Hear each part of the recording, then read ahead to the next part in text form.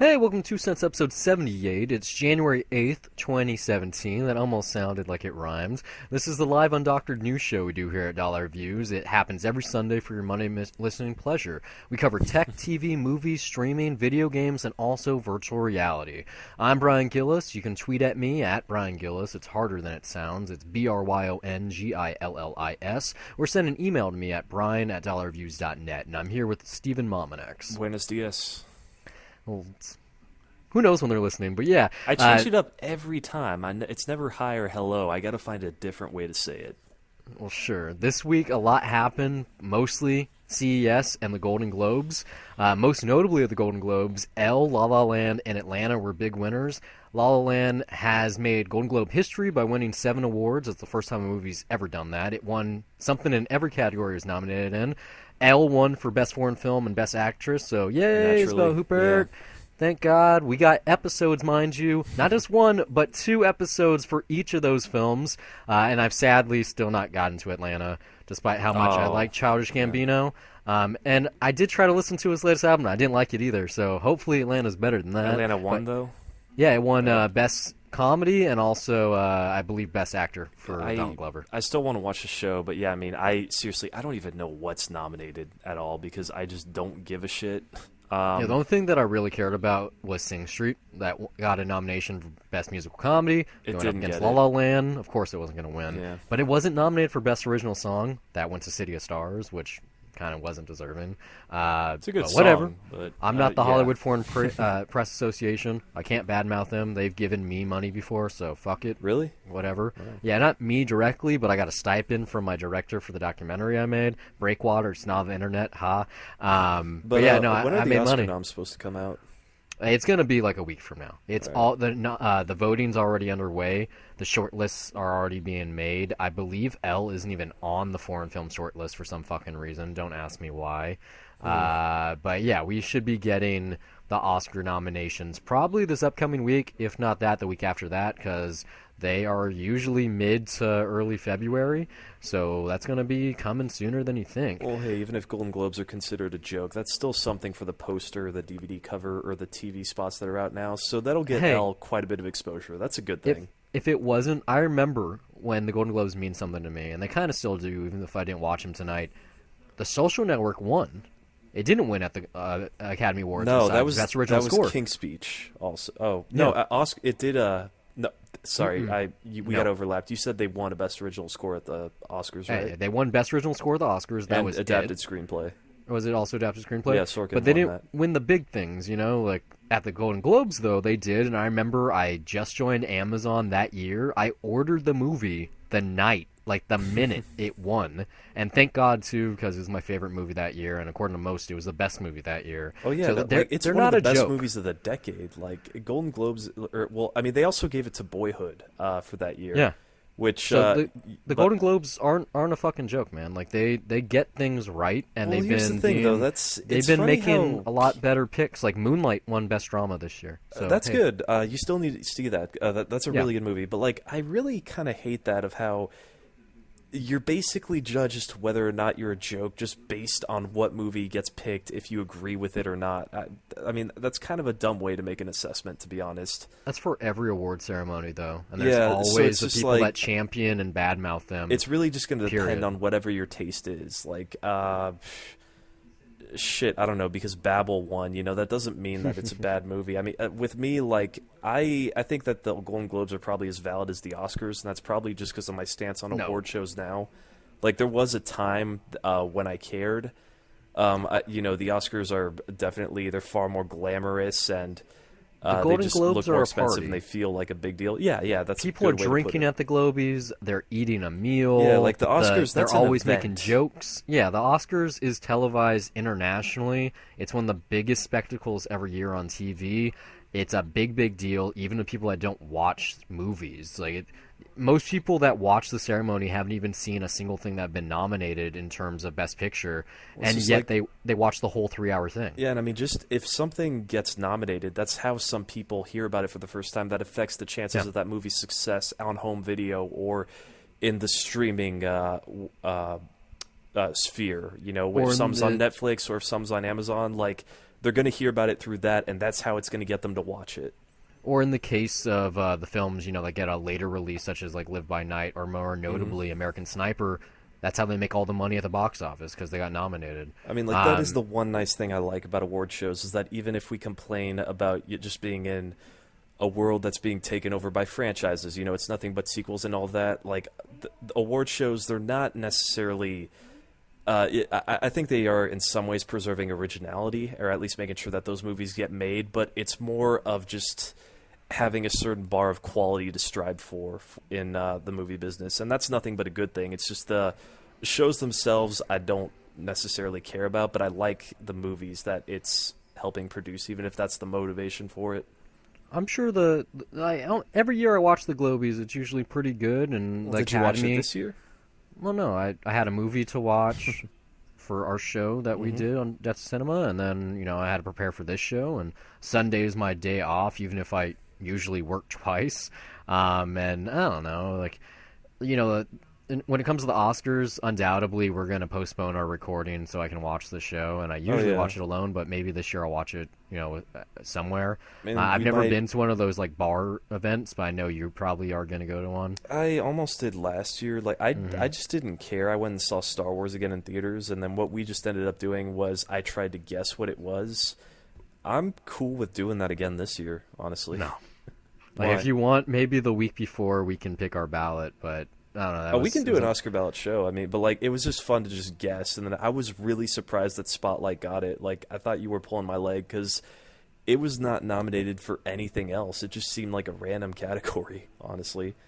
Well, either way, congrats to Summit, Lionsgate, also stars now. Ha ha ha. Dame Chazelle, Emma Stone, and Ryan Gosling. La La Land is great. Like I said, we got 2 episodes on that one. It's going to make a lot of money. Already on air. It's going to make even more money because I still haven't taken my aunt to see it. That's going to be hopefully this next week or the week after that. And most notably, I want to take her to see an IMAX now because it's going to get a very limited release on the big screen. If that's in 4K laser, I'm going again. Like, that's decided. I don't care if it's in 4K or not. I want to see it on the big screen. But is it going to be a Minimax one though? That's the thing. Where if it's going to be IMAX period. Like by that Minimax, the release. Do you think that's worth it? It's starting next Saturday, I believe, and by that point, Rogue One is going to be on the outs, and it's no longer going to be dominating every IMAX screen. So we'll see. I mean, I doubt they have the showtimes up yet, but I'll probably go see it on a Minimax. But even still, the one that I saw Rogue One at was really big compared to the AMC I used to work at. Like, still, though, would you pay a full $20 for a Minimax of La La Land? Because it's $20 there now. You would do that? Yeah, for this one, because it's an event because I'm taking my aunt to the movies, my great aunt rather, and I asked her when's the last time you went to the movies. She couldn't even remember.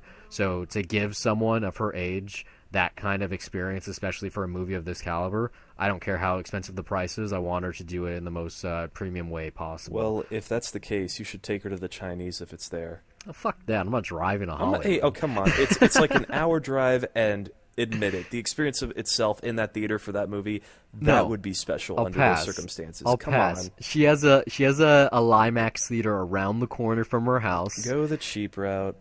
That it's still not cheap. Is what I'm saying. Like, I don't care about the price, cheap experience route. Come on, I'm just saying. You know that setting that would be perfect. I got the cheap experience. I went to a normal screen. It was a small screen for Earl Cinemaplex. Okay, like. We'll see. I still need to see it again, and hopefully we can make a date this time that doesn't fall through.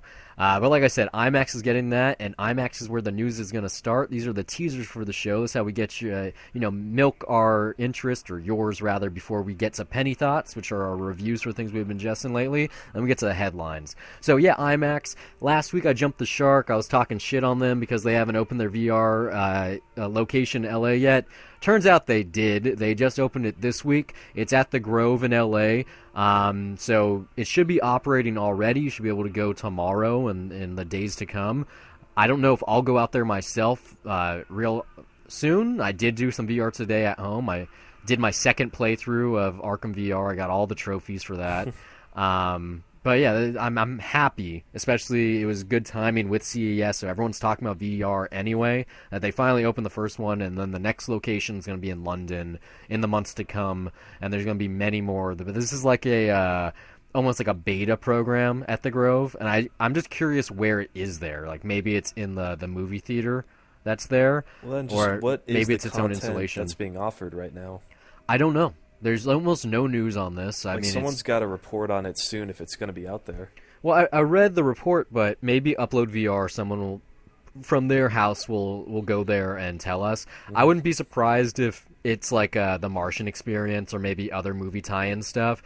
I doubt it's gaming. I don't think that's what IMAX is going for, and it's definitely not any of their original content because that's not even ready yet. So yeah, I have no clue what this could be. It's probably some of the bigger hits of VR from the recent past, maybe I like imagine, Kaiju Fury. we've talked about this before. Like, almost every single event movie is going to get some tie-in. I doubt La La Land's going to be it, but the blockbusters No. that are in IMAX, yeah, definitely. Like, they'll be ready at least to show those. Yeah, the list is actually building. So we already know that Transformers is getting one. Suicide Squad and a couple others this year got it. Warcraft. The list for this year is already going, like I said. Planet of the Apes and Alien Covenant, they're both getting VR experiences. It's a no-brainer since those are both Fox films, and they made the Martian experience, which is like the And first of Assassin's its Creed. kind. Yeah. Like, it sounds like they're even- actually pushing more of their stuff out there right now. They have their own wing just for VR. And most notably, like Michael Stromberg, who is the head of the virtual reality company, which Steven Spielberg is on the chair of directors for, or I mean board directors rather. He directed the Martian Experience. I wouldn't be surprised if he directs either one of these, even if he's also filming movies like actual feature length stuff. But yeah, You mean Fox Robert is- Stromberg? Yeah, You excuse me. said Michael. Yeah, but yeah, Fox is on top of it. But these are two of the bigger films this year, especially Apes, and that's just a natural fit given that most of that film is wet as handiwork anyway. So when you already have digital assets, why not just make it in VR? It's much easier than doing live action content. But maybe these will be at IMAX in the months to come. You got those two movies, like I said, plus Transformers. Later this year, you got Marvel stuff between Guardians of the Galaxy and Spider-Man, especially Spider-Man Homecoming, because that's a Sony movie, and they got their own VR platform. And then even on the DC front, between Wonder Woman and Justice League Part 1, or whatever the hell the title is actually going to be, probably just Justice League. You got Warner Brothers, they're going to be doing it too. So I would bet no less than 10 movies this year are going to get a VR sidekick. And we know for a fact that Fox is going to do it probably for every big tentpole they have till the end of time. Most notably Avatar, whenever that comes out next Christmas, Christmas after next. Who knows? What That's if probably they going to have also announce some for Logan.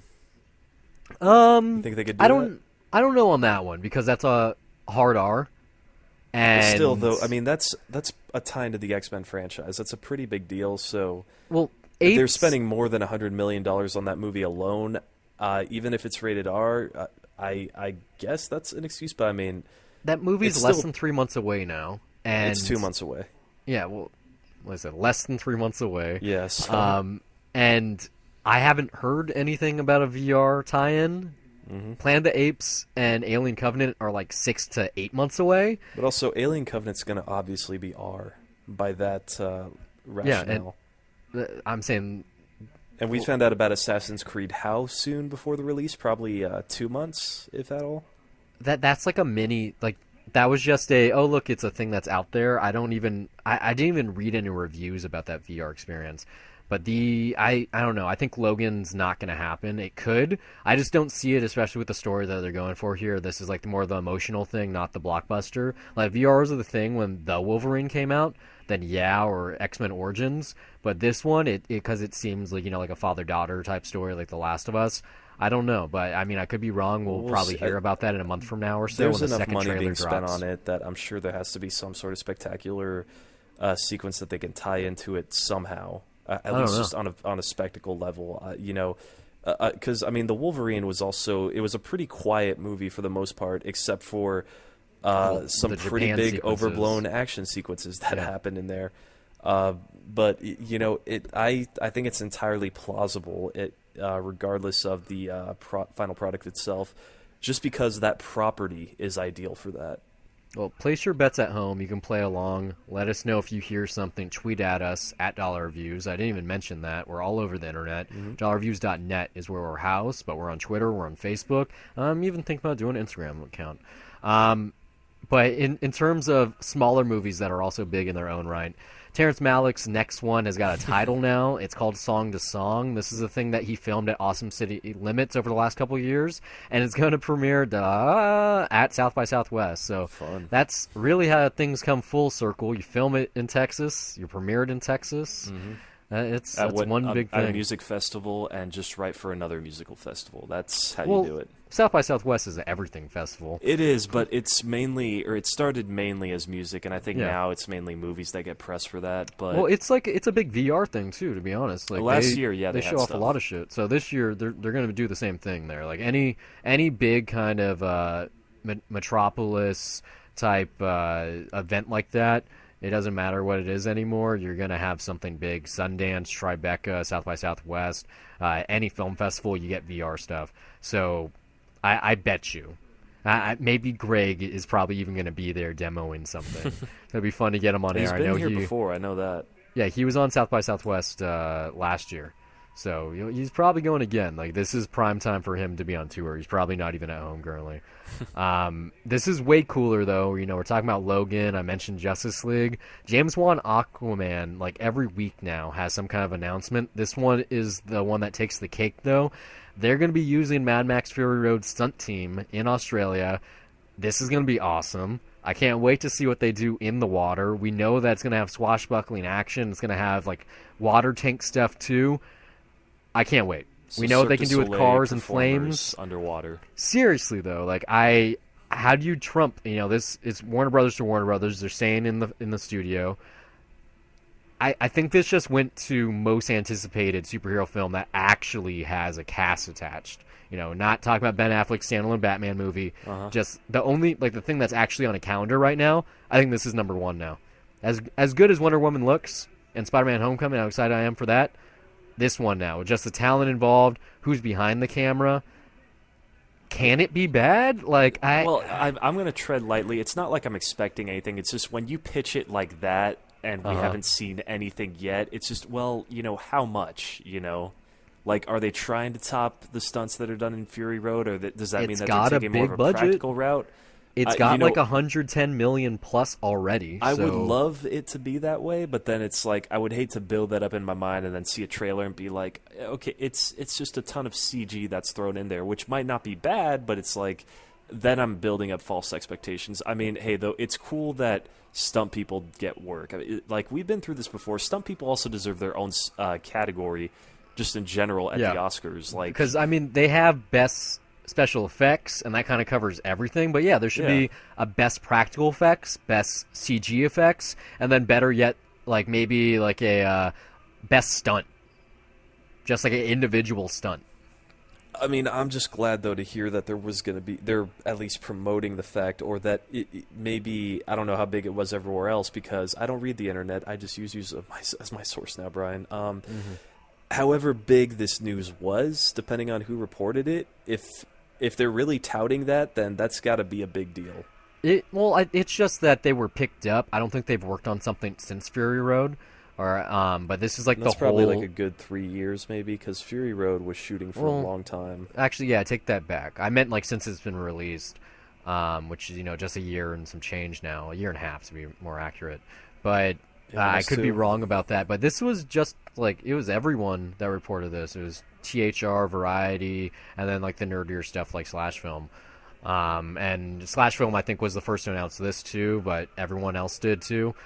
Kevin Smith is staying on TV. He directed The Flash twice now in the last year or two. He directed an episode of Supergirl that's coming out in the weeks to come, and now he's jumping to ABC. He's going to be doing an episode of The Goldbergs, which is all about Tim Burton's Batman film from 1989. I've watched the show once or twice. It's got a little too big of a boner for the 80s that I enjoy, and I don't like the humor at all, but I'm definitely watching this one. I can't wait to see what they do with this, especially since Kevin Smith, lets everyone know, oh man, I remember when I went to the theaters and saw Batman. I quit my job at Domino's Pizza that day. Yeah. Yeah. It was my first day and it was my last. He's gonna let someone get a cameo. He let it slip on Instagram because first off, the episode of Supergirl he directed is called Supergirl Lives, which is a jab at his Superman script, and then also his daughter is gonna be in the episode, which is like, holy shit, dude! Like, what do you know what nepotism means? But It's more self-indulgent than Judd Apatow, man. Almost, yeah. He's almost at that level. He's getting there. Like, if he had more than one kid, or like if his wife still acted, he probably would be. Oh man, you know what? Good for the guy. I just want Clerks 3 at this point, man. I think that's where I'm at. Oh, we know that's coming. That's got to come. Like, it's supposed to be coming for years, man. But like, well, it's kind of upsetting that he missed the 20th anniversary. It should have came out 2 years ago. Well, no. See, in my mind, like the ideal scenario, even though Clerks technically had its first screening in 1993, it's considered a 1994 flick. I call it a 95 flick. I just round up, even though Mallrats came out in 95. Because Right, Clerks 2 come? Was Clerks 2 04 or 05? Clerks 2 was 06. Here's the deal. Okay. Clerks is 94. Clerks 2 is 06. So it can be 2018. 2018. That's what I'm thinking. It's like it should be like a Before Sunrise. Have an even gap there. That could be cool. Maybe that's what it is then. I would love that. Like honestly, we got like a full 2 years for him to live. Well, year now. We got to stop rounding down. We got a full year until that we'll know. Maybe this year at Sundance he'll announce it. Maybe they start filming. We'll Who see knows? what happens, man. But I'd be really excited. That'd be pretty awesome. It would be really awesome. Something that's better than awesome, though, is This is Penny Thoughts. This is the original 2 cents closing segment. We would do the news, then we would talk about what we watched, then move to dollar reviews. And by the way, we have to change the dollar reviews opening because I don't think we'll ever talk about this stuff on there again just because. I thought I slapped the old one, or I don't know. I had it at some point where it was for the original dollar reviews, the one we started almost 2 years ago now. It was. Yeah, no. L 100% has the. Oh, and anything else that we've ingested lately. All right, whether that be, I might have to change that. I Yeah, might we'll have to bring have the old one back. You'll have to change just that. to save time. I think I can do that. If not, then I'll just edit it out. I mean, if we were more figure something out. professional, I'd have a soundboard right here, and every time it gets to, like, the segments of 2 cents, I just press a button, and it'd be like, penny thoughts, and it does it for me, and then I could drink some water or whatever, but, we are very shoestring here, literally no budget at all, and you can learn in a couple of minutes about how you can help that and pay us money to keep going. But yeah, I checked out a good couple of things this week, mostly movies. I saw The Bronze, which was supposed to come out 2 years ago, but then came out last year, and that was a whole fiasco because that movie studio tanked and then went up, and then it became with Sony. Totally forgot when I was watching it, though, that's Melissa Roach, best known as playing the annoying voice Bridget on, Big Bang Theory. The real short blonde one with the glasses. So she wrote this thing with her husband. She stars in it, and her name's Roach, and it's super raunchy. A lot of the humor doesn't work, but there's some shit that is just flat out hilarious. Most notably, this sex scene that happens halfway through it, because it's notable that Sebastian Stan of the Winter Soldier fame is her counterpart in the sex scene. And oh my god, like this is one of the best things I've ever seen on film. Like my Letterboxd review just says it gets 3 stars because of the sex scene alone. Couldn't be more accurate. I can't recommend the movie. But if there was a better quality YouTube clip of just the sex scene, you got to hunt that down. If this comes to Netflix or something, definitely watch it because you might not like the whole thing. It's kind of like got a Melissa McCarthy humor angle, like in terms of like The Boss or what's the one with not Hot Fuzz but what's the one with their cops? Identity theft. Identity thief, or like it has kind of that thing where it's like kind of over the top, or more accurately, I would say Amy Schumer. It's that kind of humor, but even still, yeah, a lot of it's really funny. It has like Work Bitch by Britney Spears in it, which it kills. Gary Cole's in it, but he's not that good. There's like goldfish gags, but yeah, the sex scene. Watch it for the fucking sex scene. So airplane movie, you'd say? Yeah, perfect airplane movie. There you go. Better airplane movie, or more accurately, train movie. I saw it's recommended by everyone this year. It made a lot of best of the year lists, and might make mine. But most notably, when we recorded with Brennan, he recommended it to me. I caught Train to Busan. It's a Korean horror film that was huge this past year. Really good. I'd buy that for $1. I don't want to say much about it. It's pretty much a generic zombie film, except they're fast zombies, kind of like 28 Days Later or the Dawn of the Dead remake, except it takes place almost entirely on a train. So you got a lot going on for it. It's a little long. It's about 2 hours, but totally worth a watch.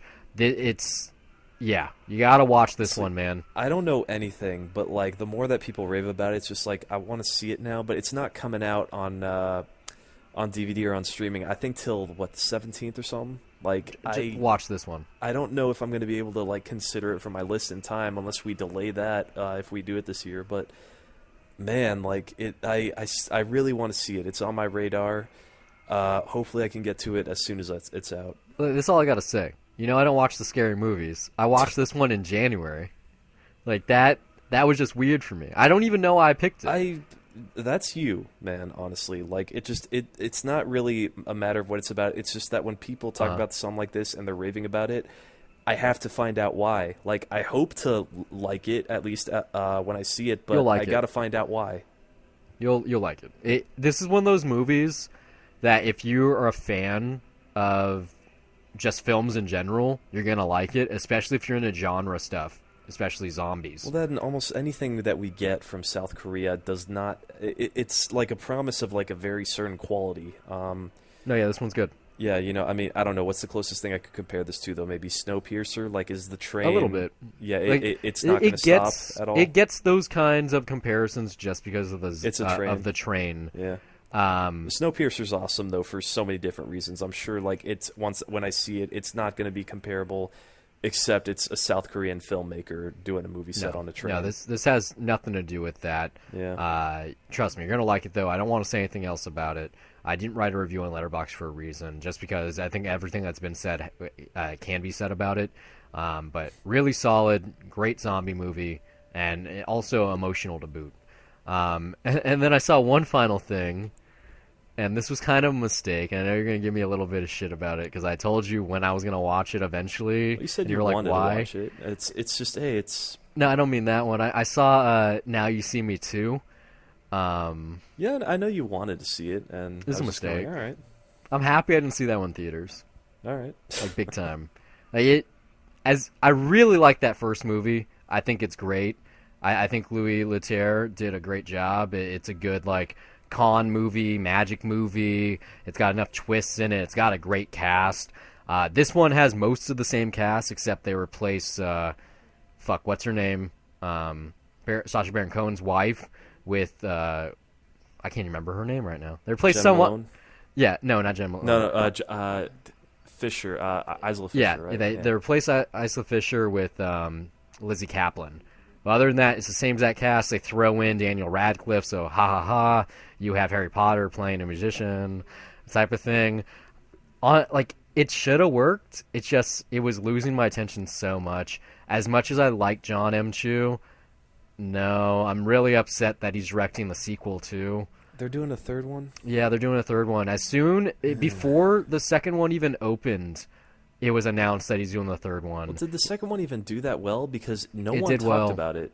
It did well. Yeah. And it's like, when we reviewed La La Land, I made a big deal. I was like, when was the last time Summit released a film? They released Now You See Me Too. Yeah. It was... Honestly, you like that first one. I did. I hate that ending specifically, like, because if you hate that ending, you'll hate this whole movie. Oh yeah, because it's continuing based on that ending, yeah, and like it's right an away. ending that makes no fucking sense. It makes less sense here. Yeah, this film is everything that is wrong with like franchise films.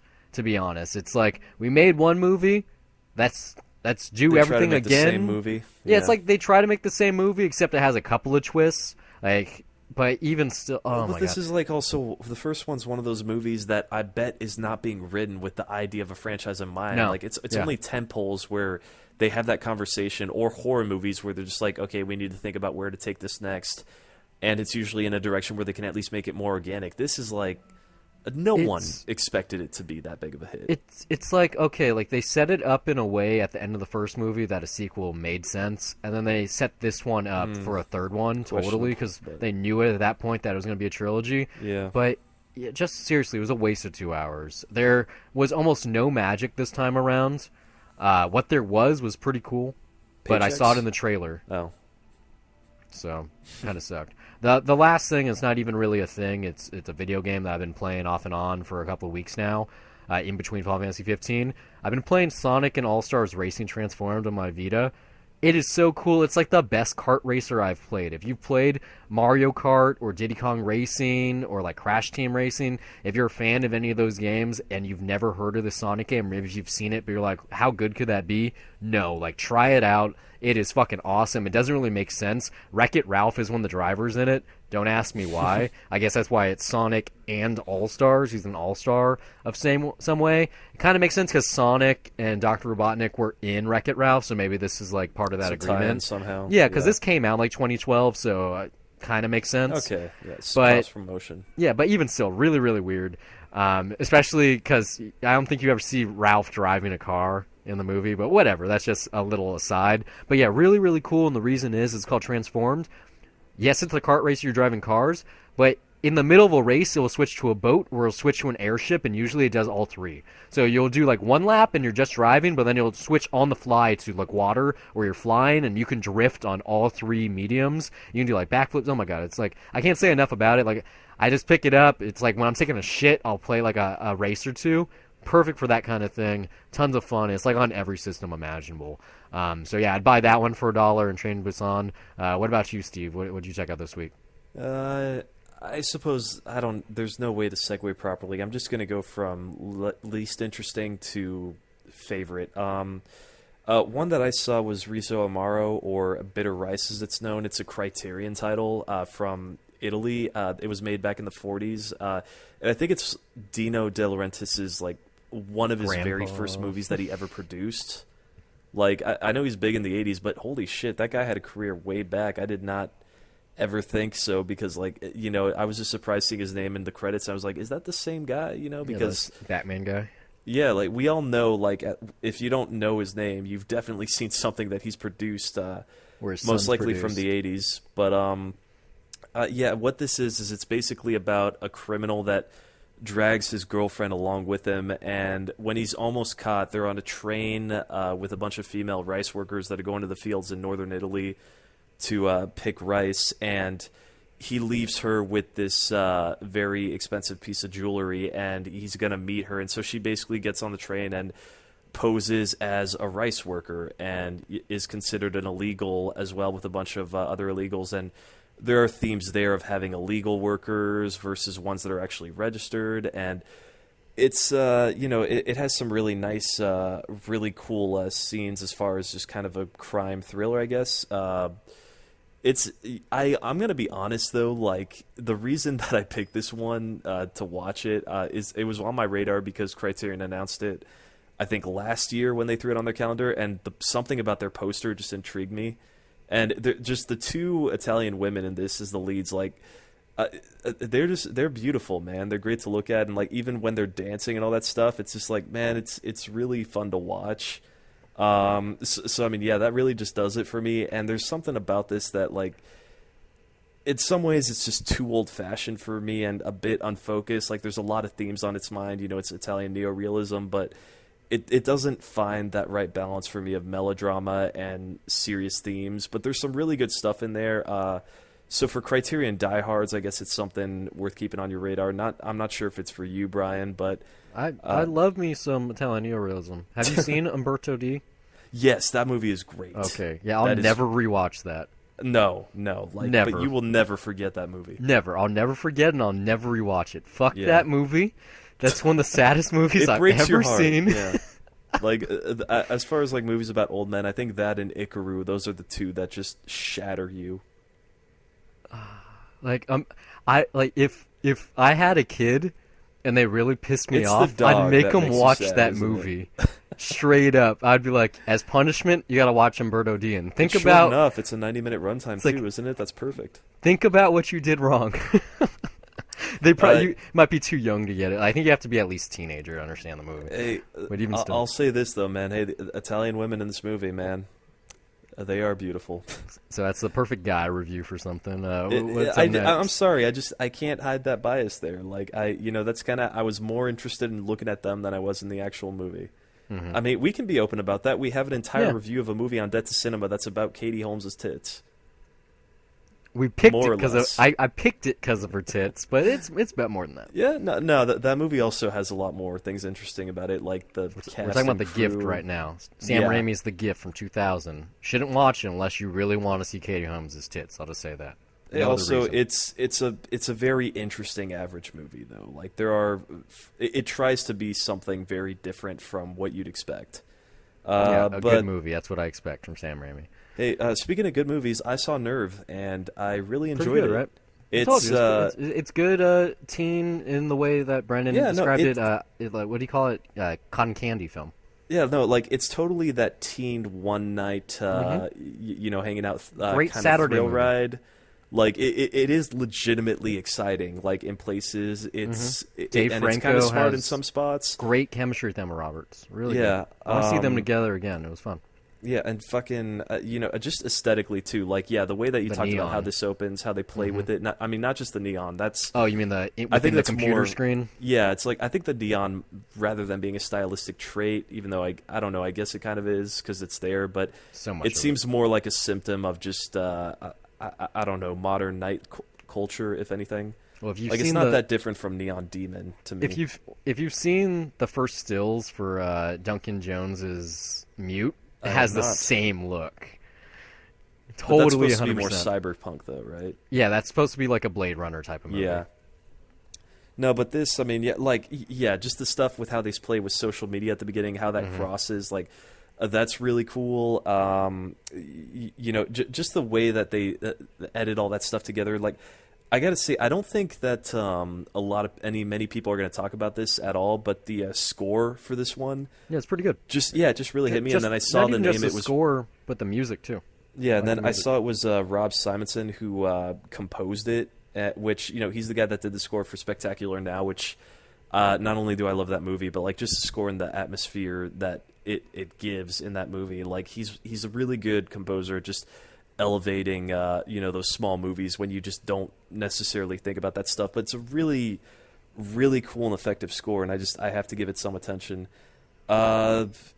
It's pretty dumb near the end, like very dumb. I think you say like in the last third it just goes nuts and it gets overblown and it really doesn't make any sense, which is unfortunate, but it killed the movie for me. Like it brought the momentum way down. If the final 20 minutes were written well, it probably could have made my end of the year list. I enjoyed it that much. I'm a sucker for the John Hughesian type film. I love the good teen movie. I really, really need to see Edge of 17. And it just, oh my God.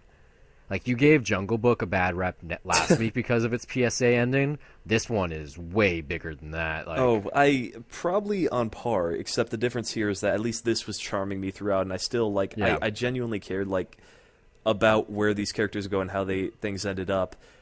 Also, I mean, I'm not that guy to complain about unanswered questions, but this thing sets up things with so much potential that just leaves so many blanks, and yet, just, there's potential to have a real face-off with some real bad guy, and maybe that would have made it overblown, but it would have been at least more fitting than what we saw from this shit at the end. And also, just the ending here poses so many more questions just logically about how things end. There's certain emotional payoffs that we don't get. It's a dumb ending. A pretty significant conflict of interest that happens throughout this movie, just something that the lead is dealing with of trying to patch something up with somebody or make sure that they're on the same page. They're just fine at the end, and we assume we just have to fill in the blanks here that everything was okay.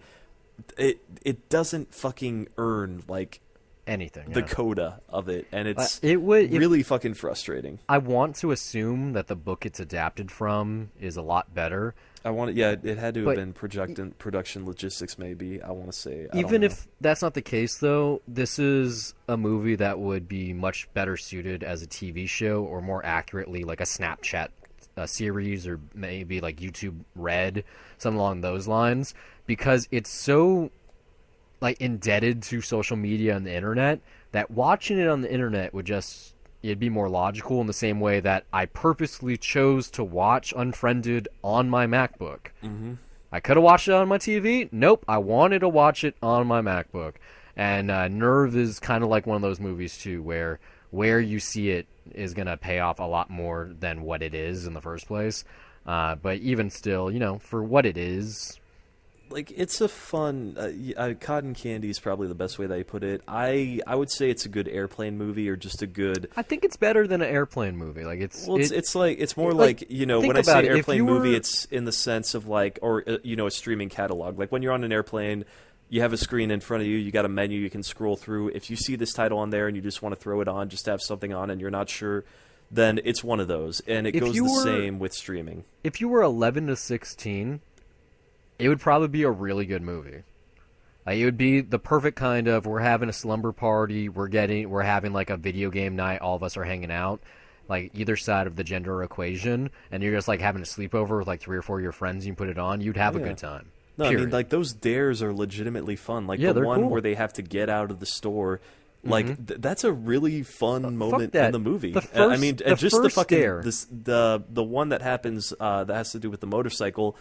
That was really intense. Even the first dare, though, literally the very first one, when you're introduced to the concept with the best friend at the football game, or better yet, Emma Roberts' first dare, which they got that in a PG-13. That was cool. It is a PG-13. It is a PG-13, but just the meet cute that happens in that diner, like I was sold immediately, even though I'm pretty sure I saw that in the trailer. I remember seeing the trailer for this film and going, I would watch this. Too bad they just ruined the whole movie, and sure enough, they kind of did. Well, these guys are kind of used to doing that because the third Paranormal Activity did that. Really? Even the fourth one Catfish does that, actually. If you've seen the trailer for Catfish, or better yet, one episode of the show, you've seen the movie. Don't watch the movie. Yeah, the movie's not good. Really, and it's pretty obvious that it, at this point in time, especially, that it was fabricated, because the subject of that film went on to host a TV show based on a documentary, which I don't think has ever happened. The term catfishing is so well known now that you can't watch the documentary and be in genuine suspense as to what's going on. I will remember when I saw that documentary, that was actually perfect, because I saw that on the opening day of that documentary, or when it expanded, and I did a double feature of that with Social Network right after, so it was kind of a cool little Facebook double feature. Is it really the same year? Yeah, 2010. Wow. So, I mean, Catfish I would not play now, but then not knowing where that ends up, it is a legitimately exciting movie. It's just, I guess they... even if it's real fucking slow and the main subject is a crybaby. It's probably really irritating now, for sure. Yeah. Hey, Nerve, it's a fun movie, man. The stuff that these guys do... I'm not gonna lie, they are seriously talented. They came up with really cool ideas in those Paranormal Activity sequels to keep that franchise interesting. A franchise that should have fucking died right with the second installment, but they at least helped keep it alive a little bit. Yeah, now it's fucking gone. Thank the Lord. Oh, and by the way, I don't know if you changed this, but by the way, you had Nerve on your 52 films by women list. Half of the team is a woman. Those are 2 dudes. I thought Ariel was a chick. No, it's a guy. Really? Yeah. Whatever. I know the name might be misleading, but it's a guy. I didn't know that. Well, it is written by a female, so if you want to count it that way. No, it doesn't count. I'll take it off the list, but that list is dead anyway, because that was only for 2016. It was really fucking funny. I saw someone tweet something, maybe it was yesterday, about everyone needs to watch more women film. Oh, no, it wasn't a tweet by someone. It was by the Verve, one of the big online journalism sites, especially for tech, and there was we need to start paying to watch movies made by female directors. And I looked at it and I fucking I wanted to kill myself, because the year just started and they're trying to start a trend that they tried to start last year with. Hey, you know my stance on it though too. It's if it's a good movie, it's a good movie. See a movie made by somebody and I will praise them as a filmmaker. Fucking doesn't matter about race, doesn't matter about gender. Just make a fucking good movie. And like, yeah, you know, that then if you want to tie into the industry problem, yeah, not enough people are getting work that are trying to.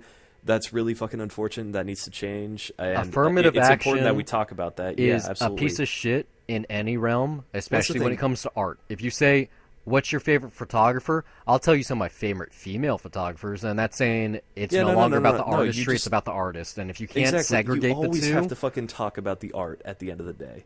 it's bullshit. Like, Like, yeah. yes, women are definitely not represented enough in filmmaking, especially at the blockbuster level. I mean, it's cool that Wonder Woman has a female director, and that's coming out in just a couple of months now. So, that's awesome, and hopefully that can kickstart a trend. But if you only watch a movie because it has a female director, you should shoot yourself. Like, you're part of the problem. It's just as bad as the NAACP awards still existing. Jeez, you know what? It's funny because I already am forming my top 10. And I'm looking at the list right now, and it kind of does make me feel bad because it is so white male dominant. Like, it That's just Hollywood. heavily. Like, I think like one and a half exceptions are there, maybe. One of them I would have to check. Outside of Moonlight and Arrival, I can't think Mm-hmm. of any other big movies this year that weren't directed by white men. I don't know what does Denis Villeneuve look like because I've never seen his picture. I just know he's Well, French Canadian. I don't know. Maybe he looks white too. He But could be white, yeah. well, I was implying that he's foreign. Oh, well, hey, it's only the North, man. But speaking of top tens, and what's really fucking frustrating for me is I have like two more movies to see that I really want to consider. Well, actually three now with Train to Busan, but. I just fucking saw a movie yesterday that I had to include, and I had to decide what to boot out, and it was tough. But I can now say that there's three that are definitely gone, and Sing Street is out of it, American Oh, Honey's out of it, fuck Sausage you, man. Party is out of Oh, it. American Honey. There's one. Hey, Yeah, I'm saying in terms of female director that got acclaimed this year. I know Which one? it got booted out I'm by this one. Yeah, I saw a Monster Calls and. not seeing it. I don't care how good you say it is right now. I'm not going to see it. I've yet to see a movie by J.A. Bayona. Juan and Antonio Bayona. Okay, I'll have wait. not seen. I'll wait until Jurassic World 2. He could be the guy that makes me love Jurassic Park. So you have not seen The Orphanage. I haven't seen The Orphanage. I You have haven't not seen The Impossible. I haven't seen anything of his. I did read his Reddit AMA a couple of days ago, and he said that the first movie he saw when he was 3 years old in Spain was Superman, and everything in his life has been because of that film, and he would love to make a Superman film. But no, I've yet to see a film that he's done. All right, well, dude, I mean, I've seen the trailers for all of his movies. It's funny because I don't talk about this guy really ever when you talk about favorite working filmmakers, and I think now I feel like I sort of have to because The Orphanage was one of my top movies that year. I'll probably watch that this Halloween. Yeah, like I freaking loved that. Like that movie really had me on edge when I first saw it. Like I was alone in the theater watching that. That was fucking 10 years ago, which is insane. Like this guy works at a Terrence Malick base. Well, not anymore. Well, he's only got 3 movies altogether. I guess now, I mean, Jurassic Monster Calls World just came 2. out, and Jurassic World 2 is going to be out next summer. Yeah, but Impossible I missed theatrically. I had to watch it on Blu-ray, but I was actually really, really fucking blown away by that one. Monster Calls is really, I think, my favorite one, or maybe I'm just still on the high of seeing it, but like this is, it's something that I have such affection for right now, and I don't want to get into detail why, because then I will sound like an asshole and I might overhype it. What I will just say for me is like this is probably the most emotional film experience that I've had this year, and this is The year just started, so I hope so. Of last year of this year from a movie that came out last year. It's weird to confuse the two, man, but like this is so my kind of kids movie. I mean, it's insanely imaginative, and it's very sentimental, but just really the life lessons here, which I don't know how they're going to translate to kids because this is more of an adult kids movie. Like it's very mature. It's also kind of an adult kids book too. Yeah, I mean, just the complexities of like just human nature, just of life in general, and the way that this communicates it in just such a beautiful and creative way. And I mean, this is very much a story that is itself about storytelling. It's like this is a movie that hits me on like every level personally. That I think I just kind of needed this, and like it's funny because coincidentally, the day that I saw this movie, about 2 hours before my showing, that was the moment I finished the vomit draft of my screenplay. And so for me personally, yeah, I'm working on another one right now. It won't really be. It's probably a piece of shit now that I'm thinking about it, or maybe it's just because it's a vomit draft. It doesn't matter. It's done. I gotta look at it later. Yeah, it's finished the draft. Well, here's the thing. It's supposed to be a 90-minute movie. You know how many like pages it is? 180 pages or something. 191. Fuck, dude. Good luck cutting 100 pages though. Oh yeah, no. It's just scenes are way too over described. It's really just like I got to look at an actual screenplay and one that I like that I know the movie very well, see how they describe things very economically, and then probably constrain it down to that, because I literally have probably 5 seconds describing what should be 3 seconds of action. Also probably because I'm just describing way too much of what's happening in the frame, even the shit in the background. That's my problem, but yeah, I mean... Yeah, no, you're writing like a director. You shouldn't be writing that way if it's a blockbuster. If it's an action movie, write it in terms of picturing it. Because if you're doing stuff like I would imagine you're doing, and the camera pushes in to reveal this, no. but then it frames it this way, and I don't write camera movements unless it's a transition. And I mean, that's what the vomit draft is for, really, is like I have to have it all there so that I know it. And it's kind of like when you have all your things, like all your backstories, you have to have details about everybody. That's what my notebook's for. Yeah, well, I mean, I have a notebook too. So it's like I got two things. Now I have to know how to condense it and how to balance it and how to present it. Like the vomit draft is never going to be something that I show to somebody. That's something that's for me and me only. And it's just, it's my way of working. It's very easy for me to do on stuff like short stories or short scripts like that.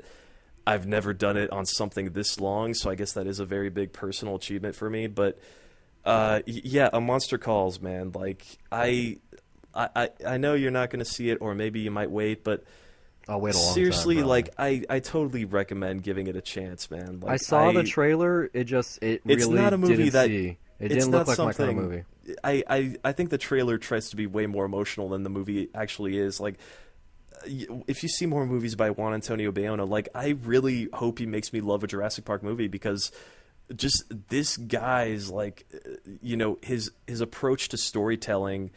Sometimes not taking things the conventional route, like he always hits the right note perfectly that you would never think that someone probably would. And it's just like, I seriously want to rewatch The Orphanage pretty soon now. Like, it's just, the guy is such talent and such skill that I think I really got to look at his work a lot more closely now. And this is like, third time was really the charm for me. And it's like, it's enough for me to say, man, if Jurassic World 2 is a big hit, then I think he'll definitely be up there as one of my favorite working contemporary directors, because, I mean, so much skill right now from what we've seen, and I freaking loved what I got out of this one. Go on Reddit. Go to reddit.com/r/IAMA. And like I said, he did a Ask Me Anything, I think it was like 3 days ago. There's some cool answers on there. If you want to know what his favorite sandwich is, for instance. But that's the top of the show. We're going to get to headlines in a second here. If you're interested in other content we do, you just listen to us review some stuff. We do that on a weekly basis at least once. The first show that we do that for is Jala Reviews. It's our spoiler-free review for movies, but we've also done TV shows and music and even video games in the past. Not sure that's going to stay a thing. Some of the stuff that we did from last Oscar season, or award season rather, were Anomalisa, The Revenant, Joy, The Hateful Eight, and Chirac, so you can listen to our thoughts on those, because you've probably seen those by now. Maybe not all of them. If you haven't seen Anomalisa, hunt it down. It was one of the best movies of last year that no one saw. This year, we've done a lot. Like I said at the top of the show, Elle and La La Land have both won a lot of awards at the Golden Globes and just film festivals in general. So we have episodes for those. Also, Green Room, Swiss Army Man, and Sing Street, even if the last of which just got dumped off of Steve's Best of the Year. All really good. Most of those are streaming, except the first two. But we mostly do superhero stuff or blockbusters. So Jurassic World we did. We were supposed to do Mad Max Fury Road. That died. Most DC stuff, Marvel stuff, all that stuff. Batman vs. Superman, Suicide Squad, Doctor Strange, we got those. Star Wars, that's out there too. We got a lot of content. I've been reviewing new releases for about 4 years now, off and on. Better, though, and it's much more original. It's Debt to Cinema. It's our semi-topical list of shame show, where back and forth we pick something we haven't seen, one or both of us, and we make us watch it. This week we have Tricked coming out, which is an experimental Paul Verhoeven flick. I said it now. And you listen to that, it's going to be an interesting episode. We argue for like the first 10 minutes of it. Last week we did Martin Scorsese's Mean Streets, which is basically his first real movie. Some other stuff that we did this holiday season, Mixed Nuts, Joy Noel, and Black Christmas with Brennan from Scream 101. And we're happy to announce that he's going to be joining us again to do another early slasher film, My Bloody Valentine. That's official? It's official. I talked to him. So yeah, this Valentine's Day, you can listen to an episode of that with him. And he has his own podcast, Scream 101 Podcast. It's really cool. All they do is horror films right now. They're doing Latin American selections. Should give that a list. They've done on Chronos, and I can't remember the other ones, but that's the big one I know for sure. This Valentine's Day, I might follow up You've Got Mail with Sleepless in Seattle, because you gotta love Nora Ephron. By the way, there's just a fun fact. I went back to that thrift store I visit every once in a while. I bought some movies this week. One of them was Julie and Julia, just because it was a quarter and I couldn't say no. But yeah, I said at the top of the show, I'm just talking out a quarter. Buy that for $1 is our catchphrase. And we'd love it if you gave us some dollars. You can go to patreon.com/dollarviews if you'd like to. Seriously, $1 a month would really make a big deal, because you wouldn't think just from one person. So in that 2 ways, it's 50 cents. But trust me, I just told you, I bought a movie for a quarter. I get 2 movies for that. Who knows what Steve could do with it? Like a shot of espresso. Who knows? Anything helps. We have some cool pay levels there. For instance, if you pay $50 a month, we get advertise your content on a weekly basis. This month, for instance, there's 5 Sundays. So you missed your chance. It was going to be a bargain. You could have got $250 worth of publicity for only $50. I'm just saying, go to the website. But here's the actual headlines, and it's mostly CES this week, which means virtual reality, Internet of Things, just because it was a slow week. There's so many award ceremonies. No one really wants to talk about any movies because they don't got buried under all the who's winning what. So the big one is IoT, and a lot really did happen. If you enjoy Amazon Alexa, Siri, or Google Assistant, or even Microsoft's Cortana, it's going to be coming everywhere in the coming months or year or whatever. Digital assistants are here to stay, and here's just a laundry list of where they're going next. So Amazon is going to be putting its Fire TV operating system as well as Alexa in Chinese-made 4K sets, which include CK, Westinghouse, and Element Electronics, which are all made by the same conglomerate. Currently, Fire TV is only available in Fire TV sticks or set-top boxes, but that's going to be in lots of TVs now. Most notably, they're going to be available, on Amazon, but some of them are even going to be available in the storefront. So Best Buy could be having some of these sets in the near future. That would be interesting. Better yet, LG is adding Alexa to fridges, and Ford and Volkswagen are going to be adding the same digital assistant to their cars. So not every fridge, not every car is going to have Alexa involved, but a lot of them are. Like I said, Cortana is going to be in BMW and Nissan, and then Google Assistant is going to be coming to Android TV and NVIDIA's new Shield streaming device, which does 4K and HDR. So just right there alone, you got a lot of different items. So cars and fridges we know, TVs, and also video game platforms. Who knows what's going to be next? It could be they have like internet equipped hairbrushes at CES this year, and a wireless like breast pumps, and so many damn things. Geez. Like the new trend at CES this year was just connect it to the internet. But these are the most consumer-facing any inanimate things. object now has to be connected to the internet in some way. That's... Well, inanimate objects are always the only thing connected to the internet. But I'm saying any, like literally any. Sorta. I mean, yes, that's true. Like, I mean, it's like, should I pick my belt up right now? I'm literally what I'm doing is I'm looking around my apartment and just finding whatever random object I can find. Like there were some cool things that were announced that I do like. Like there's a bracelet that's gonna be able to track your alcohol blood level. So that's helpful. Like, say you're at a bar and you're feeling great, but it turns out you're like a 1.5. Yeah, maybe you shouldn't be driving, and you would have an app on your phone to track that. Maybe you're trying to battle alcoholism, or you're trying to control how much you drink. You have a New Year's resolution. You have an app, and you can set goals and reach them, just like Fitbit, but in terms of alcohol. And they're going to be having more and more of things like these. I mean, digital watches and all that stuff are really helpful. But in terms of like LG's fridge, really cool. I actually had this idea in high school. I was trying to pitch it to some classmates for this project we had. You're literally going to be able to see what's in your fridge without having to open your fridge. Doesn't sound that cool at home. I mean, you don't waste that much electricity just opening the fridge or closing it. But because it's connected to the internet, you're going to be able to, on your phone, use an app, see what's in your fridge. Say you're at the grocery store, you forgot to make your shopping list. You can literally see what's in there already. Better yet, it can like make recipes for you with what you have on hand. It maybe knows like when your milk's going to expire, and it can remind you to eat more cereal or whatever. The more, or at least this is what they're assuming, the more consumers' goods are connected to the internet, the smarter we become because of that. For cars, I see that being true.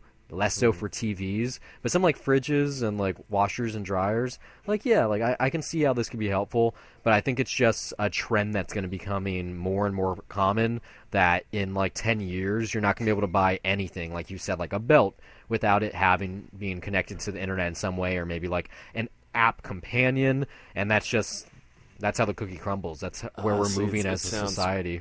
Sounds pretty excessive, man. Like, I'm for not, sure. I don't want to call it out yet. I just don't think I can. This is how Skynet happens. Be cool with that. For sure. Like, if everything is connected to the internet, then if the internet goes down, you become like a retard. Like, I used to say this thing, and I still kind of believe it in a certain way. A bookshelf says more about someone than basically anything else in someone's house. If you can just from a glance see what books I own, what movies, what video games, and that's all literally on this object in my room, you don't have to ask me too many questions. Yeah, that's what's nice about having physical media. But also, I mean, I think I really might be turning into one of those rebellious people that might become anti-new technology at some point. I'm not... I think I'm already turning into an old man on some level, where I'm not dismissing it, but it's like, I hear shit like this, I'm just kind of like, no, not me, you know? It's weird because as much as I talk about tech on this show, I am a self-described technophile. I'm not gung-ho. Like, I'm not an early adopter in most cases. Like, yeah, no, like, some stuff has to set you off where you're just kind of like, really? Like, is this really what we're doing? That happens. It's just I'm more interested in knowing what's happening while it does. And then there's the general just curiosity into how that works. I want to try that. You know, like I got my PSVR day one. I barely use it, but I have it. I have 2 Google Cardboards. You know, I have a nice smartphone. Like, I have certain things. But then again, you know, I have a car from 1991. It has some gadgets in it and doodads that most cars today don't have. But I don't think I would want a car that has keyless entry and push ignition. I don't want a car that's connected to the internet. Like, I'm not sure I'm interested in those type of things, you know, as of right now, when I'm still a bachelor, like fresh out of college. Like, maybe, yeah, when I have a family and kids, those are things that I'd really enjoy. But and, like, you find uses for them, too, with whatever that family setting could be. With me, though, it's mainly... I don't know how to put it, because it's not necessarily resistance, but I'm more, you know, it's cool to know that these things can happen, but then the main thing that I jump to is... who wants this? A lot of really? people, like, man. and that's where I'm just kind of like, I almost feel more disconnected by people every day, because I'm just kind of like, you know, I don't want to be one of those assholes that like criticizes people, like, you know, one of those pieces of shit that's in a bar that like overhears a conversation of someone talking about what TV they want to get, and they just go like, why don't you get a book? Fuck TV. It's like, no, I don't want to be one of those guys. Fuck those guys. But it's like, I don't know. I hear something like that, and I'm just kind of like, I don't know. Really, is that a necessity? Like, it's kind of like that. I guess with me, it's like if we're talking about a belt, literally, it's like, you know, that, well, if it ain't broke, don't fix it mentality, you know? Well, my belt is broken, so someone should fix it. Maybe I'll just buy a new one. But way to break my fucking Yeah, I know.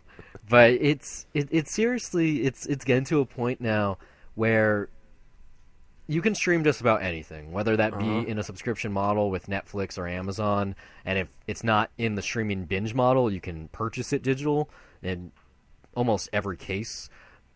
But having the Blu-ray or DVD, and outside of just having the special features, what if your internet went out, or you forgot to pay your bill, or you want to lend something to someone, or you want to watch in a different language, or, there's so many different situations where physical media works. But for me, it's just, number one, it's the bookshelf. It really is. Well, then I think people are, as cool as like new stuff is like that, I think a lot of people are smart enough that they're not going to just put all their stuff into one thing, unless it's someone that has very few possessions and they like living light and they're cool having a bunch of their stuff on the cloud, because there are people like that. Oh yeah, there's beauty to that. Yeah. There really is. Like, if you, like, say you were born, like, it's scary now. At work, checking IDs, it says, are they born before January whatever 2000? I'm like, shit, people born in 2000 are 17 now. Wow, right? Like, that's a scary thought almost. I forgot. Yeah, you got to check for the 17. That's insane. They're it's almost funny. 9/11 kids are almost old enough to buy M-rated games. That's crazy. It's funny.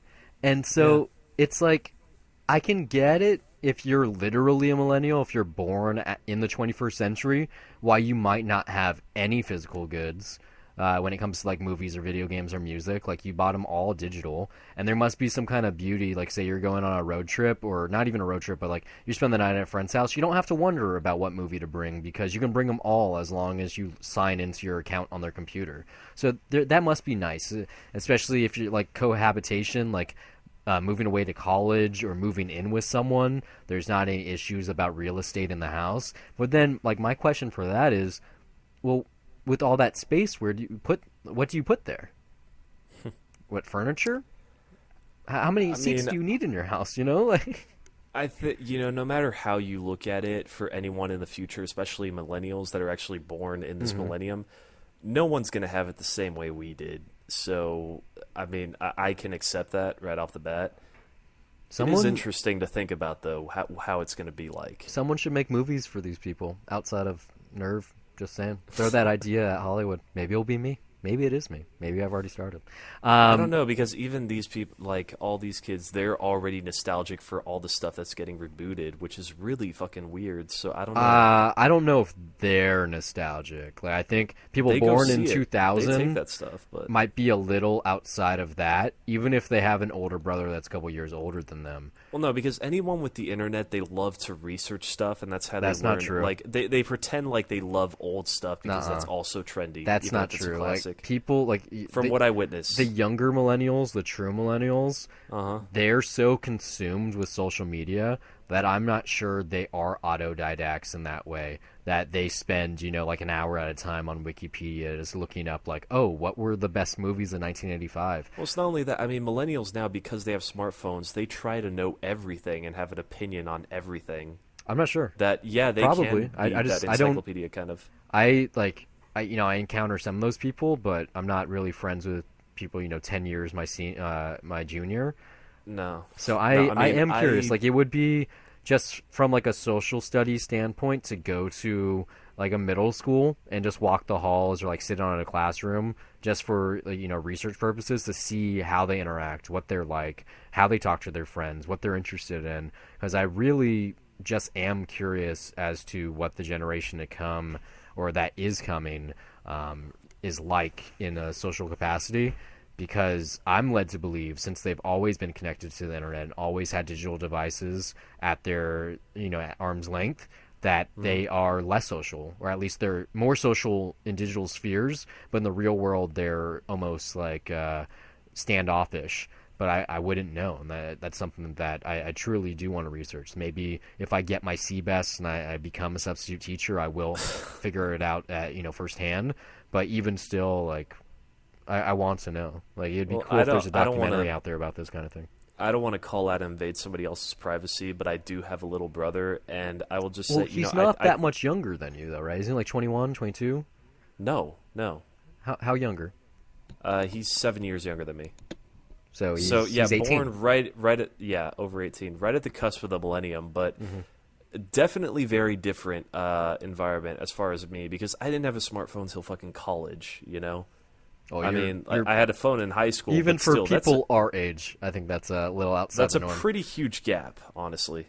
Yeah. Like, that someone spent their high school with a smartphone when us, like, we would get in trouble if we were on Facebook in the library. Like, you know, we would find our ways around it, but we could get in trouble just for using that or even MySpace at the time. Fuck that. That's minor league, man. When I was in high school, we found ways to have LAN parties in our computer lab. We would play Halo PC Edition on every computer together.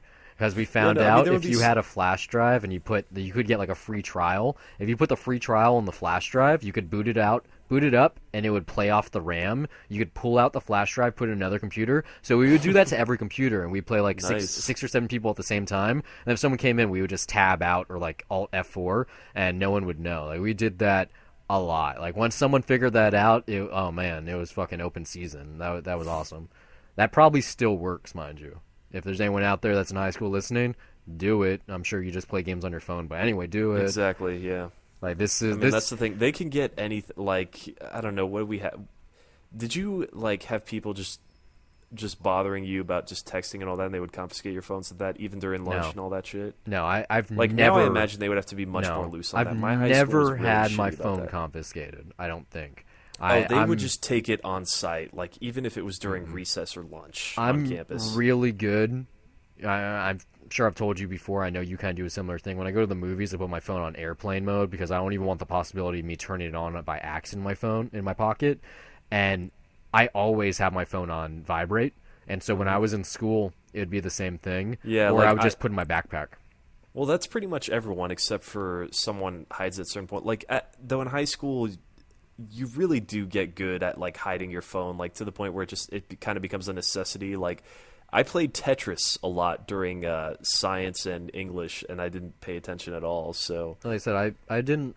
I mean, with rare exception, there was something about the thrill of it that was fun. I really like school. Maybe not the work part, but I enjoy the classroom experience, and especially in college, I had no problem just turning off from that kind of thing and hiding my phone, or not using it at all. Like, unless I was dating someone or something was going on in my personal life or whatever. I didn't respect the academic environment until I was in college. Like in high school, there might have been a few classes, but I never paid attention. I got by doing the bare minimum, and I was never really involved in anything other than I did a couple sports which pretty probably is the only reason I got good grades, just because of that. But yeah. Different experiences, I guess. Different experience. Yeah, very different. So not to steer back to the show, but I do have a couple more talking points here. We kind of have to, yeah. So, I'm talking about, or we were talking about how the internet's going to be evading everything. The Internet of Things are going to be all things. And That's all we ever talk about. It's going to get to a point eventually where it's no longer that, your fridge is dying or your car needs to be replaced. It's going to be, the tech in this device is no longer up to snuff. It's outdated. It's 2 years too old. You're telling me it's not already there? Well, I'm just saying it's going to get there. Like once you already have the touchscreen enabled fridge. And so Intel is working on something they're calling the compute card. It's one of the cooler things they showed off at CES. And this is going to help facilitate the adoption rate of IoT devices.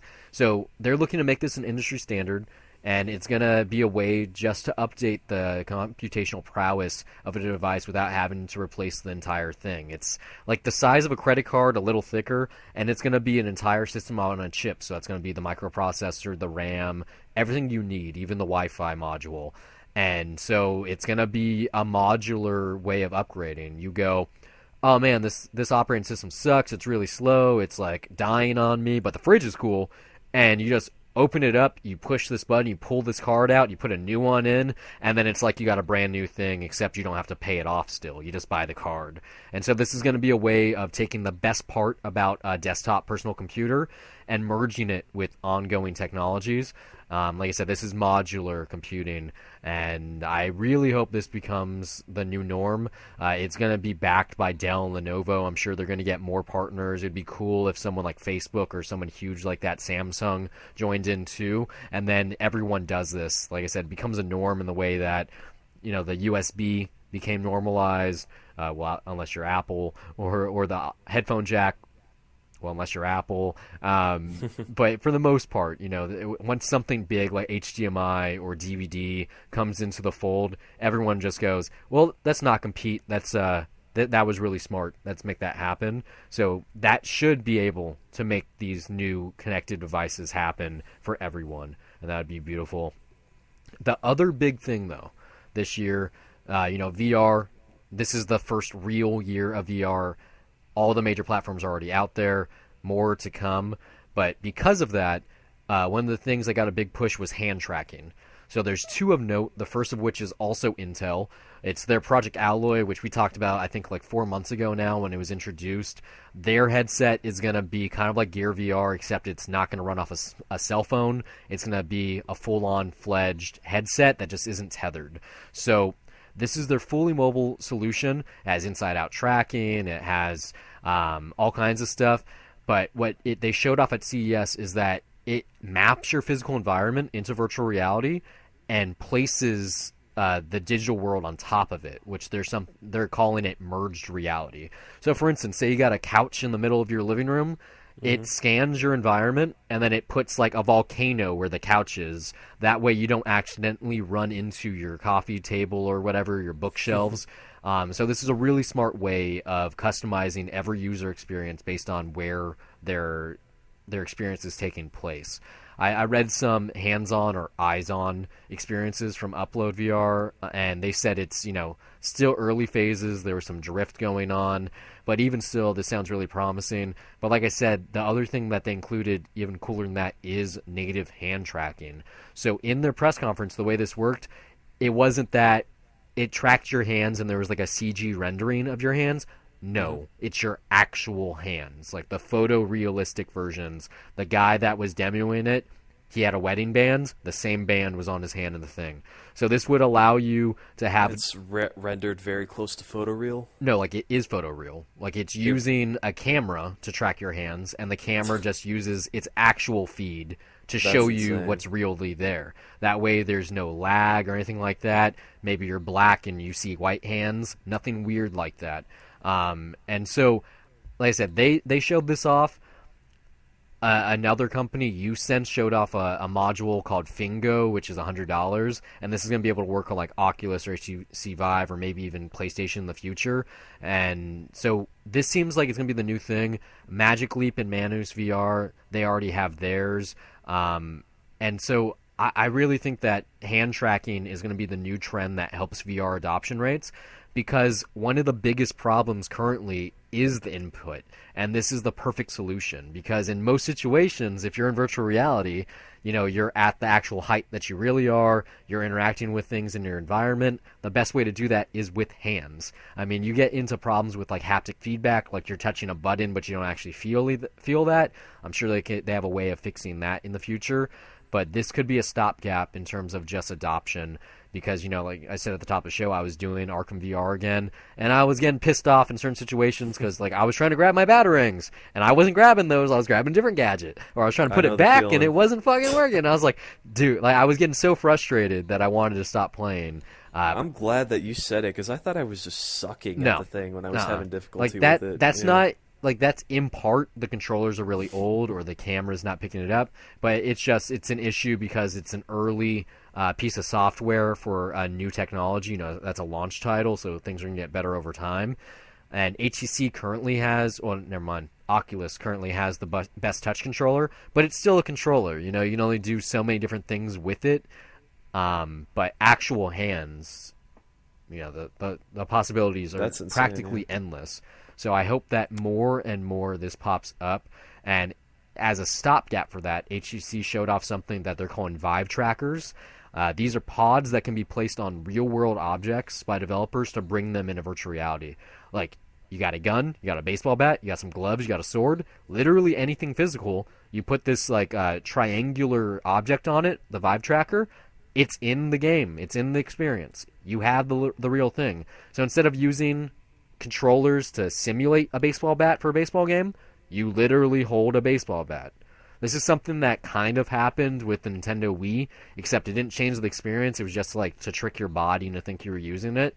But this would be the true thing. Like one of the cooler things I saw was a GIF of this gun at CES, and you held a button, it turned into a sword, and you could switch it back to a gun.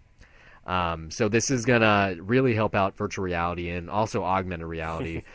So I hope just for gaming, not even just for gaming, for literally any kind of implication, because VR has a social aspect, it has gaming aspects, and just but I mean, using period. it like specifically with a gun and a sword, like what would I feel like that's the main pitch, at least for right now, yeah. But it could also be, say, we'll do the sword. Maybe you're learning how to do fencing in virtual reality, and so you're using an actual saber.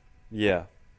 That wouldn't be gaming. That would be, like, by that point, then it would be athletic. Maybe athleticism in gaming. Yes. It's like it's hard to predict these kinds of things, but yeah, like, would it even be considered esports? Absolutely. Like, I don't know. Like, yes, technically, but we're at a point now where this year you could do fencing in virtual reality with someone, in the same way that you can do chess on the computer and it's just as real as physical chess.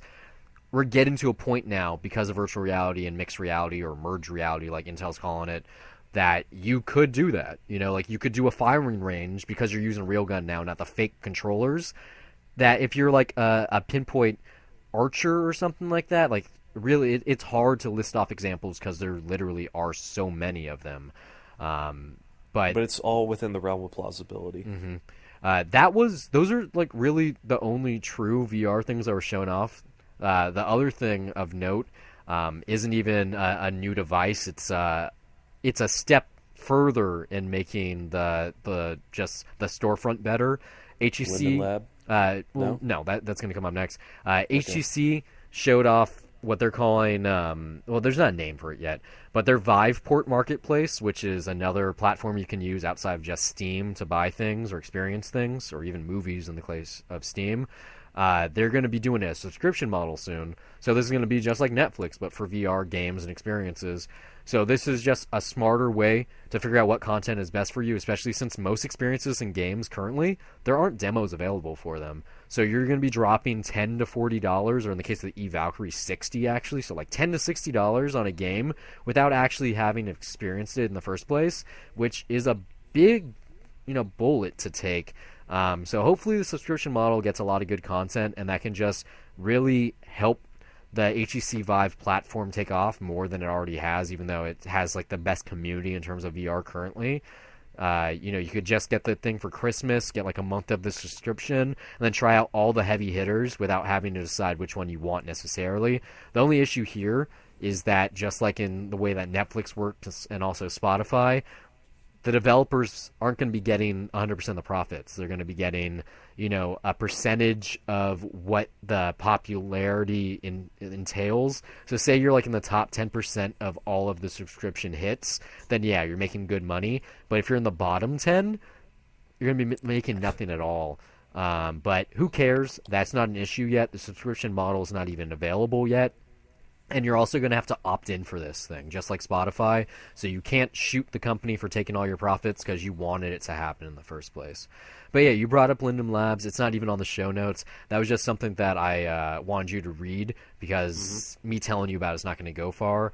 But Sansar, which is the VR like cousin of Second Life, is going to be coming soon. It's to build your own world? You don't build your world in Second Life. There's already a world. You just build things. Sansar is not building your own world either. It's like you're building things for the world. So it's first and foremost a social VR MMO. It's just it's a social experience. But Sansar is going to try to stand apart from the other VR MMOs out there by allowing you to create things. So you can do statues or films or photography or clothes or anything like that, and it's going to be incentivized by their own currency, which is the Sansar dollar, which is similar to the Linden dollar, which is in Second Life, and it's going to even be able to be converted to PayPal, so you can get real-world currency based on how well your digital VR goods sell. But based on what I read or what you read too, it sounds like Sansar could be coming any day now, which is really exciting because if you read it on there, it's going to be on HTC Vive, Oculus Rift, and also PlayStation Virtual Reality. Yeah. They're only going after the tethered options currently, so Google Daydream and Cardboard, Gear VR, those aren't going to be options yet because they don't want to, rely on a device where the battery can die. But yeah, I can't wait. I know as soon as it's going to be available, day one, I'm going to get the sucker. I'm going to contact my cousin. I'm going to ask him if I can get an interview. Maybe I could do an interview within VR in Sansar. So that'd be really, really, really cool. I'm still trying to wrap my head around the currency aspect of it, which is really what the headline is on that, and just the mechanics of how the hell is that going to work? In the same way that Second Life works, there are people that are millionaires because of the content they make in Second Life. I know it's insane. Like, where does that money come from, though? That's from the consumer. You literally you make a good, a fully digital good, and someone else pops up, another user. They really like what you made. They want it. So in Second Life, for instance, say you made a T-shirt that's really hot, and someone walks into your boutique and they want it. They pay real world money. They use their dollars to buy Linden dollars. Then they buy it with the Linden dollars. You get that money. Not Second Life, but Linden Labs gets a percentage of that transaction as the broker. But is there a currency transfer rate at all, or like how do you? I don't know exactly. What is the value of that? Like, how do you? You can check that out. I guarantee if you go on Google right now and you type in $1 to $1 it will tell you what the conversion rate is. It's a real world currency in the same way that Bitcoin is. The only difference is that the Linden dollar only works in Second Life, and the Sansar dollars are gonna only work in Sansar. That's it. It's a 100% cryptocurrency. It's no different than Microsoft points on the Xbox Live Marketplace or Nintendo eShop points. Like you take your money and then it converts into digital money that can only be used on a certain marketplace. But when it comes to Second Life, like I said, you can walk into a boutique, you see the shirt you want that some user created, and then you pay them for it so you can put it on your avatar. It's that simple. There's no need for a clerk inside the store. It's all digital, just in the same way Amazon is, except it's an instantaneous transaction. And so when it comes to what's going to go on in Sansar, I don't exactly know. It could be something similar, but I'm not sure. Maybe it could be in your personal space, like in your apartment within the VR world. You want some kind of painting on your wall. You can purchase the painting from someone who makes VR art, for instance. But the article, the reason I sent it to you is because already having this infrastructure in place, having a currency and a market and having it set up in a way is going to incentivize creators to not only make things but to also stick around. Because when it comes to something like you can't just ditch it that easily if you put in that much effort. Definitely not even that, but I was going to say something like Media Molecule's Little Big Planet, or more importantly their game Dreams, which is coming out in the months to come. It's going to be a PS4 game, but it's going to have a lot of PSVR push behind it. You can create levels and movies and all kinds of stuff on Little Big Planet, but you don't get paid for it. People can watch it, they can leave reviews or whatever. You can get trophies if that happens enough, but there's no real incentive. Like, I tried to make a level in Little Big Planet. I couldn't do it. It was a little too complex. I didn't really enjoy it. But if I could have got paid for my time, then yeah, time is money, literally. We don't get paid for this show. It's called dollar views. This is 2 cents. But for the amount of time that we put into this, we could easily be doing something that we got paid for. And if we did get paid, you don't think that we'd try a lot harder, that we'd put more content out there? Like, without a doubt. And so this is going to push people just in terms of foot traffic, or web traffic more accurately, to use their application, which is just, exciting. I can't wait to see what Sansar is like. Like I said, I did a little bit of Second Life. I had a really cool class in my first semester of college where some of it was actually in Second Life. Like, we had to go to museums in the real world, and then we had to go to a museum in Second Life, and we had to do a write-up on both and then compare them. We had to make like some kind of artwork inside like Second Life and the same thing in the real world. The T-shirt thing that I use as an example, How I long did has that Second Life been around? over a decade. Huh.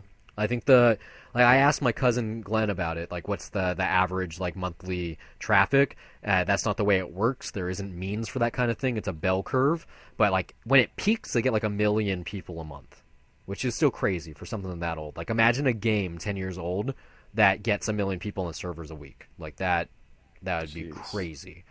So Sansar, if it's not even like there's new expansion packages or on that or anything. No, nothing. Now, There's no same thing. There's no fee on Second Life. You get it. You download it. That's it crazy. can run on just about any computer, and you play it. Play it's like a rough term.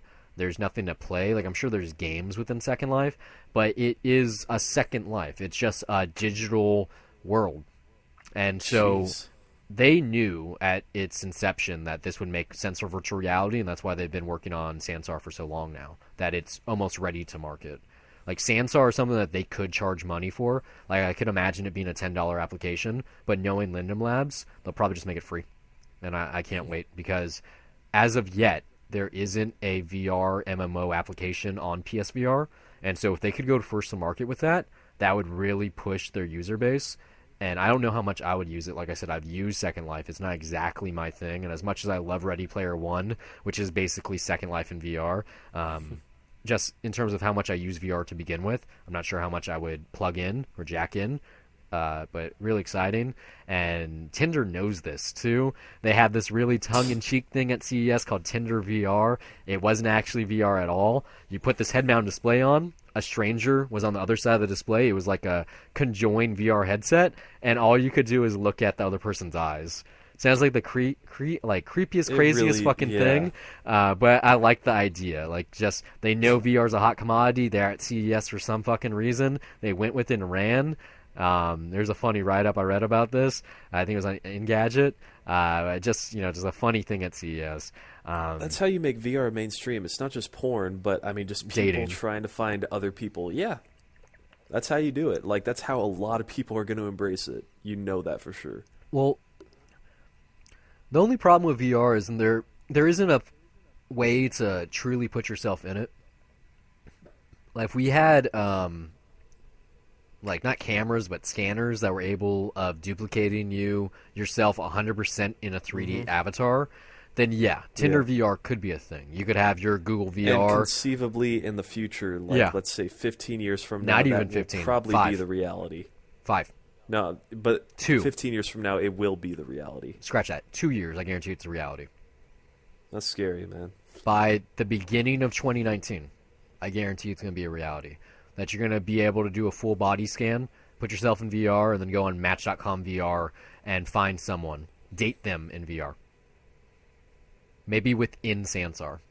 Like there's a dating application. I don't know. But that's all I got on CES. The rest is movies and TV, and the first of which isn't a big thing, but we talked about last week, so I thought I'd bring it up. Europacort has entered a deal with STX to distribute and market their flicks stateside for the next 3 years. So by the time VR scans are available, this deal's still going to be happening. And this is going to include Valerian and more importantly, The Circle. So this isn't exactly a trailer like I predicted, but it is news on the film in general. So since STX is behind this, maybe that means we're going to get some kind of marketing push very, very soon. Unless they change the release on that. I doubt it. I mean, both those movies are coming out this year. Valerian, I think, is July. The Circle is supposed to be March or February, April. Yeah, it's April, but that still needs to get a trailer. I mean, they might just delay it because they need to give it time to have a marketing push in there. It's James Ponsoldt. I don't know. As far as I know, it's on the shelf right now. It's James Ponsoldt. None of his movies have really gotten a big marketing push, but this seems like the one that needs it. Just the caliber of actors on it too. I mean, Jesse Eisenberg and what's his name?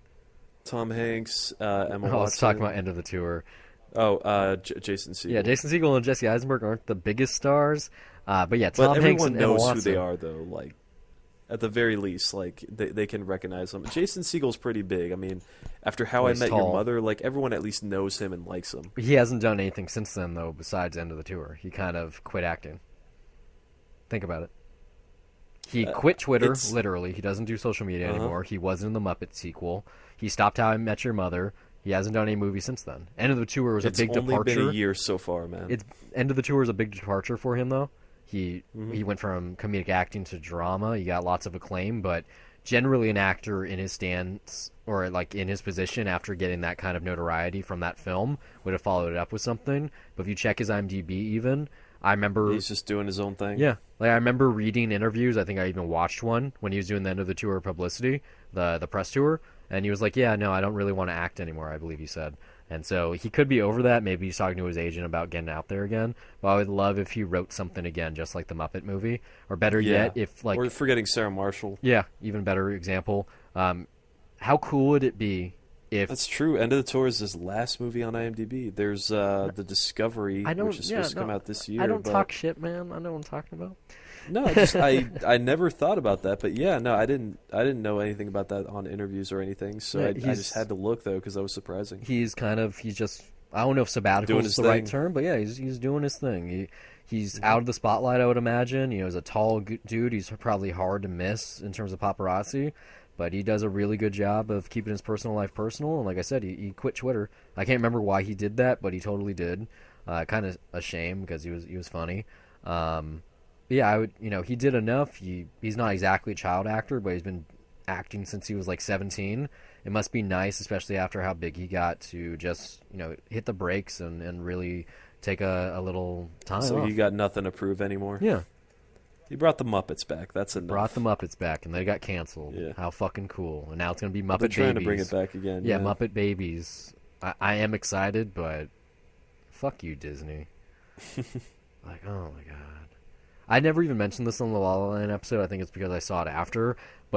And I don't even know why they did it now that I think about it. Oh, I know why. Mandy Moore, who's the choreographer for La La Land, is also the choreographer for Dancing with the Stars. So the Dancing with the Stars did a promotion for La La Land where they did live choreography for Someone in the Crowd and City of Stars. It's on YouTube. You should really check it out. It's pretty damn awesome. Seeing those songs with like a full ensemble on stage. Like, yeah, this is the bringing back the musical. So that's just a little note. This is the stupidest thing this week. I can't believe it's a thing. China is teaming with Akiva Goldsman to adapt Rob Liefeld's comic universe to the big screen. If you don't know the name, it's because he's not notable outside of his co-creation of Deadpool, as well as Cable for Marvel. He went on after that success to co-found Image Comics, which is arguably the biggest independent comic book publisher in North America. Like, you could also say Wildstorm, but they're part of DC now. So it's really Image and Dark Horse. But Dark Horse is bigger than Image, and in terms of just properties, like they have Hellboy and a couple other things. But I just don't understand this. Like, it seems like the biggest bonehead move to me, especially since most cape and tight flicks bank on prior knowledge of IP to sell tickets. Who's gonna see, like, I could go online and find the name of these comic book characters and also the line, but I've never read them. It's Image. Image isn't big. Like, why the fuck would you adapt an Image comic by, like, a creator that's not that well known in the first place? I mean, it's China. Honestly, so the only reason I could find for it is maybe just because comic books are a trend. Or maybe and they guy, try to find whatever they find that's available that's tied to something that's pretty successful. Or maybe this guy... It's literally a shot on the dartboard. He created Deadpool, and that movie made a ton of money, and they're hoping that like, people... They're just like, okay, that's a sign of success right there. It isn't, though. It's like the stupidest thing ever. Like, no. From a business perspective, if they're looking at it that way, then yeah, I could see the choice. They got Akiva Goldsman, but I have no idea what the fuck it's based on. Oh, and Akiva Goldsman is successful. He's really successful, and he's brought in on this. He's gonna be in charge of the writers' room. Like I said, this is a comic book universe. He did the same thing for Transformers and Hasbro. So still is, I think. Technically still is. So he knows, or has been proven yet, but I would assume he knows how to create a cinematic universe around a property, and we'll see on this one. Hopefully it dies before it begins, because we're getting to a point now where the superhero film and just the genre itself is becoming so bloated that, like, think about it. When did superhero movie come out? That was like almost 10 years ago now. Superhero movie? Yeah. It was like date movie, scary movie. Yeah, it was like 10 years ago now. So the superhero movie was already so big that the genre had a spoof 10 years ago. Think about that. That's insane. All right. That's insane. Like, we should have another one soon. I would love it if the spoof movie actually came back, like, in a good way. Like, if we got a new version of Airplane. That would be awesome. Like, not the Keenan Ivory Wayans type shit, not the Wayans brothers, not that. Not, like, honestly, though, what a haunted house. And it died because of them. Like, as a film genre, I think so, yeah, but it's still around, like, on the internet at least. Like, they're still cracked. Like, watching random YouTube videos, but I don't know if people want to see that in a movie anymore. Like, Crack.com still exists. Mad Magazine is still a thing. They try to bring Mad TV back. I mean, but in the cinematic sphere? No. It's like Saturday Night Live is kind of the extent of that. Yeah. Or like the sketch or YouTube comedy. Videos. I mean, just sketches in general, because it's all random humor when you get down to it. But I would love, like, a good spoof movie again. I would too. Because it kind of, after, like, it was really, really big in the late 80s, early 90s, and then it kind of lulled itself until the late 90s, early 2000s, and then since then, after the second, or, well, I'll give the third Scary Movie some credit, and Not Another Teen Movie is actually really, really good for what it is. I haven't seen it. You should, maybe that could be a Death Cinema. You showed me the clip. You made me watch that after I saw Varsity Blues one. I might make that a Death Cinema. It's, like, in terms, you probably will. As far as spoof movies go, really funny. But no, yeah, they died. I gotta hate something more than Freddy Got Fingered. I don't know if that'll be it. No, it's actually a good movie. It just so happens to be a spoof movie. But and the thing too is, I don't know if you've seen most of the films. You've probably seen more than half of the films that they parody. But yeah, that should come I would back. probably at least understand the references, I'm sure. Yeah, you understand them. Yeah. But talking about parody and spoofs, TBS, kind of funny. They're spinning off Clueless Gamer, the Conan segment, into its own show, and possibly making Conan a weekly show instead of daily, or nightly rather.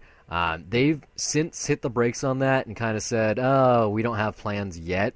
I call bullshit. I think it's going to be happening soon, and it makes sense too, because if you only do it once a week, you can get a way bigger, guest stars. You have John Oliver's proved that already. Yeah, you have a much larger budget. You can have a longer runtime, all kinds of stuff. Mm-hmm. Especially with the fact that you got, like, Chelsea lately, or whatever the fuck it's called, on Netflix. You have a Netflix talk show. If you can do that, you can do Conan on the internet. I'm surprised that there aren't more of those. Like, yeah, we have Twitch, and we have, like, Periscope, and we have that, like, there's live YouTube streaming clips and all that. Yeah, but there's never entire episodes or live feeds for that matter. Yeah, that should become a bigger thing. It probably will in the years to come, as the millennials get just when they try to become entrepreneurs. Like, the way that like web just pioneers come into fold, but.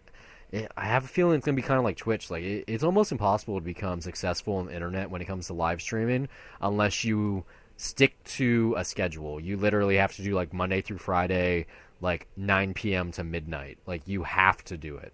Like, that's a really short stream, actually. You have to do, like, at least 4 or 5 hours. But you need a schedule. You have to make it a job in order to, because that's how you get regular viewers. You know, they're going to know that you're going to be doing it. So when every kid is doing that, where do all the viewers come from if everyone's doing it? Like, it's really the like paradox of the internet. Like, you can't have a large audience if there's so many people trying to be on stage. This is the final thing on the show, though. I thought it ended on a very interesting note. George Clooney is going to be returning to television. Don't ask me why. I mean, I guess it's because everyone's returning to TV, and he's not going to be alone.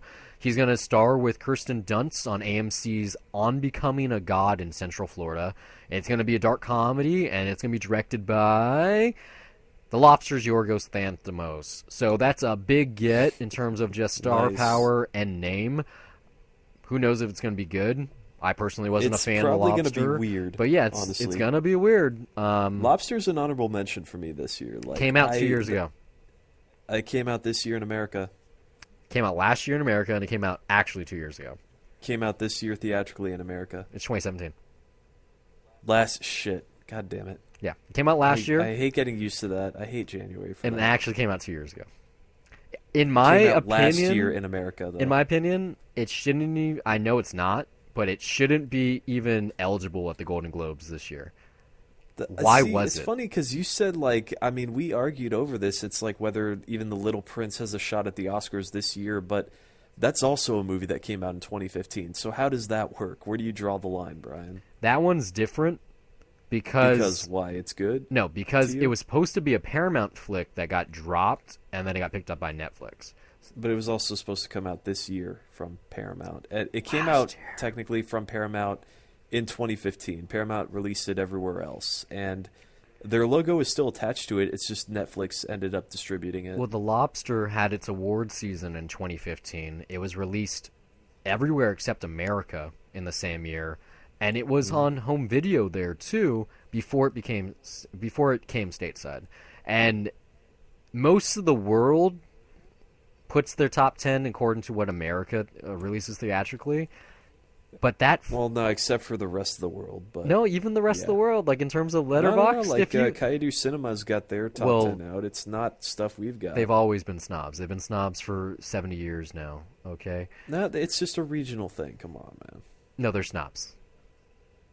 I read them. They're good. I'm sure they're good, but I'm a fan. They started out as snobs.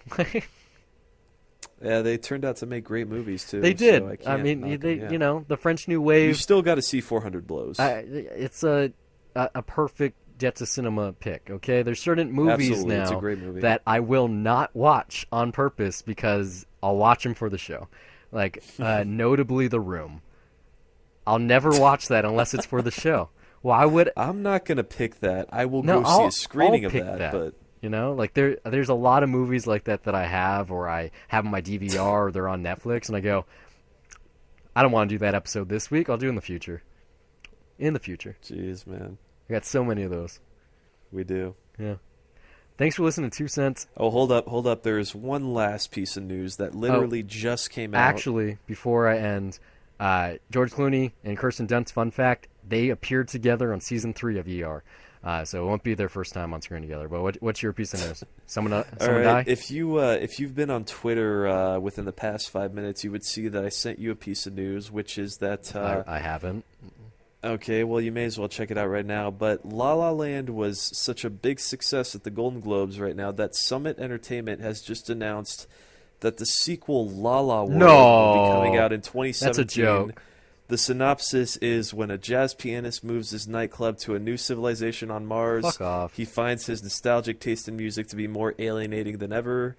It's written by Damien Chazelle, and it's going to be directed as well. It stars Ryan Gosling, Kevin Hart, Jason Sudeikis, and J.K. Simmons is going to be there as a robot version of himself. Yeah, in other words, it's you're in reading pre-production, off comes out 2019. the IMDb screenshot that's 100% fake. Absolutely, but I couldn't help but laugh. I had to bring that up. No. The idea of that is so bad that it's pretty hilarious. No, our Jurassic World 2 sequel ideas with Hamid are way better. Oh yeah, no, absolutely. Raptors in space, La La man. World like that. I still hope Juan Boyona. Not in space. He takes the Raptors and they actually militarize them, and there's like a whole platoon of just dinosaurs on a battlefield. Oh man, that would actually be good. That would be good. I seriously, I freaking love that guy's movie so much that I'm not expecting it, but he could be the guy to make me really love a Jurassic Park movie. But yeah, dude, this screenshot for La La World, sorry, I had to share it. It made me laugh. It's horrible. Never share that when on I the see show that again. Kevin Hart is starring in this fake ass movie. It's pretty. It's actually kind of funny. I when I worked at Universal Studios, one of the guys I worked with, he's cast a lot as Kevin Hart's body double. So he posts on Facebook all the time, like, Yeah. "Oh yeah, here's some photos I took when I was on the set for that new Nike commercial and stuff like that." And he's such a cool guy, like he's so funny that yeah, I just gotta like give him the thumbs up, just because like, hey, that's pretty cool. You know, you're the stand-in or yeah. whatever, like pretty cool. Of all people to get it, that's you got to be pretty special to at least be able to fit that as far as his height and his appearance and all that. You know what's funny? Have you ever looked up what Kevin Hart's actual height is? He's not short. No. Well, I mean, you're tall, but he's like 5'9". Okay, yeah, that's nothing. That's like Tom Cruise height, really. No. In fact, no. he might be taller than Tom Cruise. No, he's taller than Tom Cruise. Tom Cruise is like 5'6". No, he's average man height, but because he's teamed up against The Rock or Ice Cube or whoever who's like in the 6'4" range, and because they shoot him really low, they make him look like he's a midget. Like I don't get it, and then that's part of his shtick too. But no, he's 5'9". Like Cat Williams is like 4'9", 4'10". You know, no, he's not that short. That's Danny DeVito No, height. that's he's really Cat fucking Williams short. is like 5'2". Like he's actually short, but Kevin Hart is just average build, average size. It's just. Yeah, I mean, like cameos and stuff, like in Top 5 and all that, he doesn't seem that small. He seems pretty normal. But I guess, yeah, thinking about it now, it does seem exaggerated. It's really weird. Especially in stuff like, what's it called with Ice Cube and what's it called with The Rock? I don't even Kevin Hart remember those vehicle titles, starring big guys, but you're thinking of Central Intelligence and yeah. fuck, Drive Along, I'd- Ride Along. Ride Along There we 1 and go, 2 and yeah. Central Intelligence. There you go. And You know, did I Jumanji. send you this? Oh yeah.